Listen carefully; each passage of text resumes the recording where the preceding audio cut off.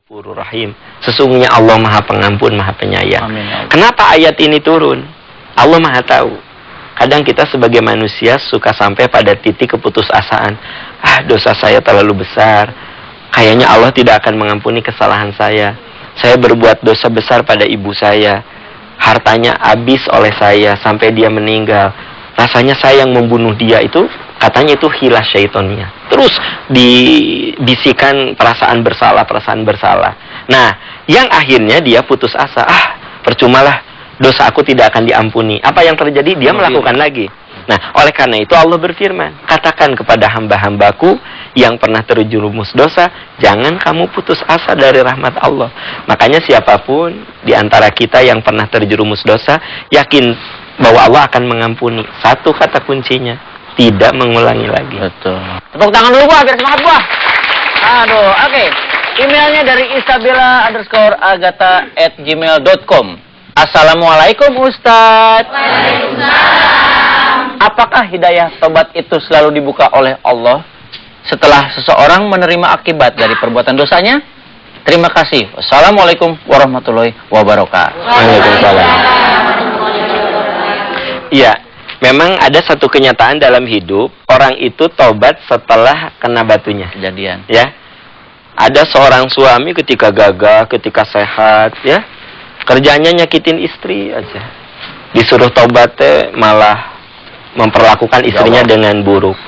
Begitu dia kena stroke, udah nggak bisa apa-apa, ya. Jalan juga digusur, dia katakan, "Mah, ayah tobat. Pokoknya ayah tidak akan nyakitin mamah lagi." Ya gimana mau nyakitin udah begitu. Iya, makanya ada kenyataan dalam hidup orang itu tobat setelah dia kena batunya, gitu kan? Nah, apakah hidayah itu selalu Allah suka? Allah suka, luar biasa. Oke, sekarang ini ada video dari sahabat kita. Seperti apa? Kita lihat yuk videonya. Tuh.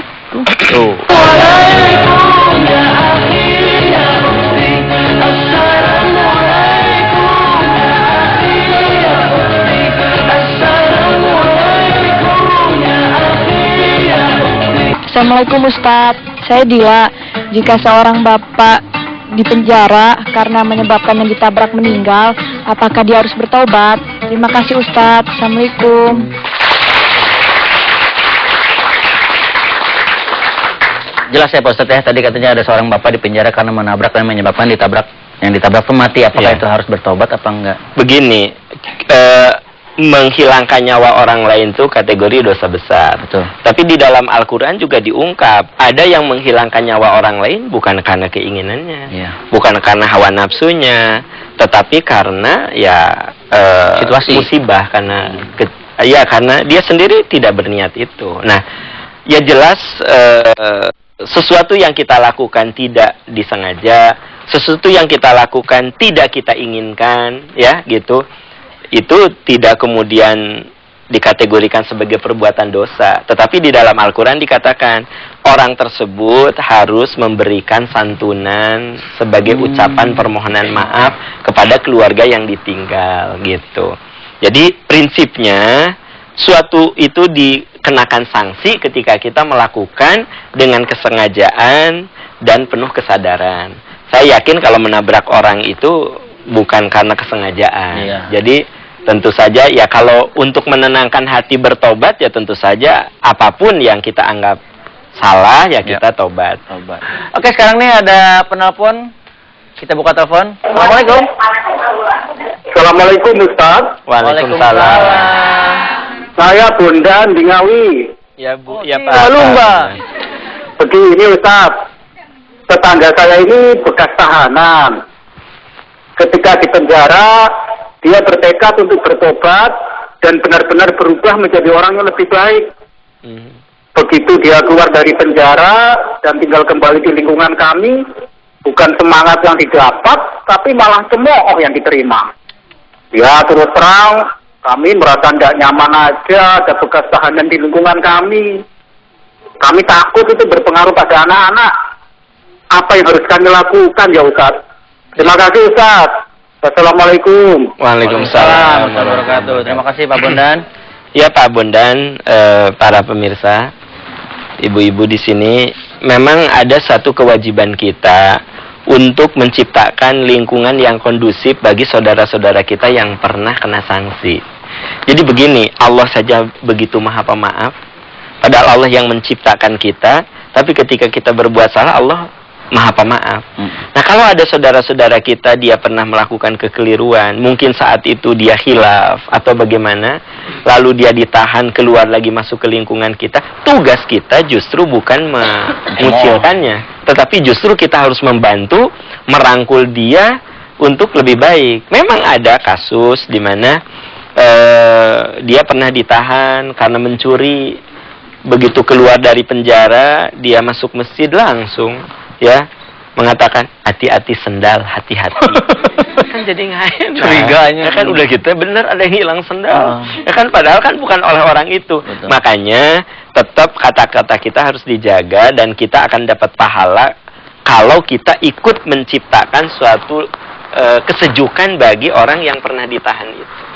Makanya dalam Islam yang namanya sedekah itu kan bukan hanya memberikan duit. Betul. Tapi kata Nabi, tabassumu kali akhika sodakoh, keramahanmu itu sedekah. Jadi kalau ada saudara kita yang baru keluar dari tahanan, kita ramah, kemudian kita membantu dia mungkin mencarikan pekerjaan atau mempekerjakan dia di toko kita selama memang dia itu menunjukkan iktikad baik, selama kita tidak menemukan kesalahan yang dia ulangi, kenapa tidak kita bantu? Karena itu kewajiban kita juga. Senyum juga kan sedekah ya? Sedekah. Tapi harus ada sebab. Karena ada senyum yang nggak ada sebab kan dosa. Bukan dosa kan bermasalah juga. Iya benar. Ya, ada yang mau bertanya mungkin? Silakan Ibu. Assalamualaikum Pak Ustadz. Waalaikumsalam. Saya Ibu Irna. Saya mau tanya, apa itu tobat nasuha? Dan apakah tobat kita belum diterima kalau kita belum melaksanakan tobat nasuha, begitu aja. Assalamualaikum warahmatullahi wabarakatuh. Waalaikumsalam warahmatullahi wabarakatuh. Ibu Inah ya? Oh, Irna. Ibu Irna juga para pemirsa, ibu-ibu di sini.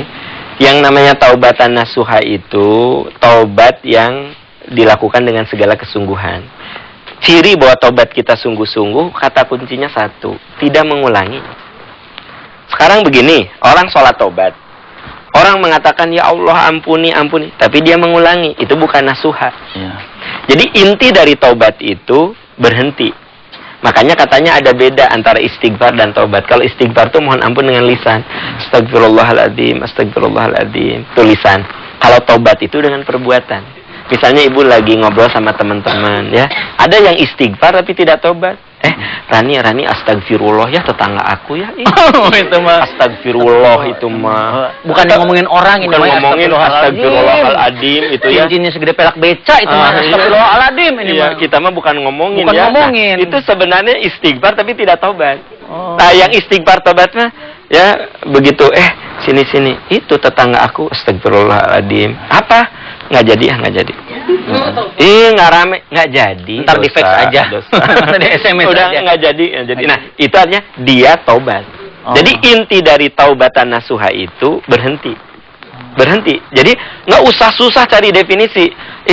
Ari, saya itu taubatnya nasuha nggak? Saya balik, diulangi nggak? Nggak. Berarti kamu nasuha. Sampai mati tidak diulangi, nasuha. Nasuha itu yang sungguh-sungguh, yang serius, yang benar-benar gitu, ya.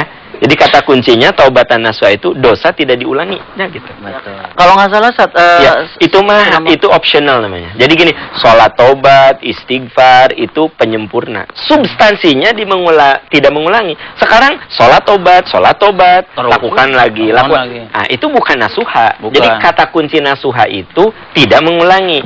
Adapun sholat taubat, istighfar itu saya sebut optional lah, tambahan. Aksesoris kalau itu mah. Jadi harus nasuha, tobat tuh. Ini nasib lo kalau gitu.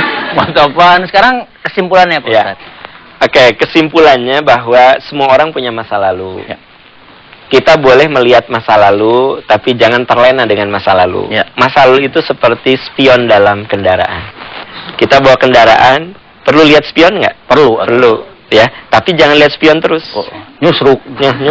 Ada orang yang hidupnya tuh lihat masa lalu aja, percaya, nyusruk, dia tidak akan maju.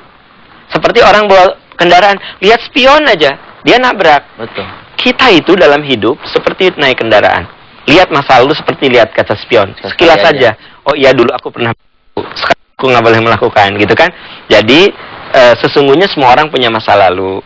Kita harus belajar dari masa lalu kita. Lihatlah masa lalu sekilas supaya masa depan kita lebih bagus. Jangan terlena dengan masa lalu, karena hidup itu tidak bisa hanya mengingat masa lalu. Hidup itu harus dengan kerja keras, kesungguhan, dan pemikiran. Dan optimisme. Ya, jelas ya ibu-ibu ya. Alhamdulillah. Baik. Bagi Anda yang mau bertanya, silakan kirim ke alamat di bawah ini pertanyaannya. Bagi pemirsa juga yang mau nonton, kirim ke nonton@rcti.tv. Kritik dan saran kirim SMS dengan cara ketik Ustadz, tanda pagar nama, tanda pagar umur, tanda pagar komentar, kirim ke 9388. Akhirul kata saya Karim Maradi, sampai ketemu lagi di Assalamualaikum Ustadz. Waalaikumsalam.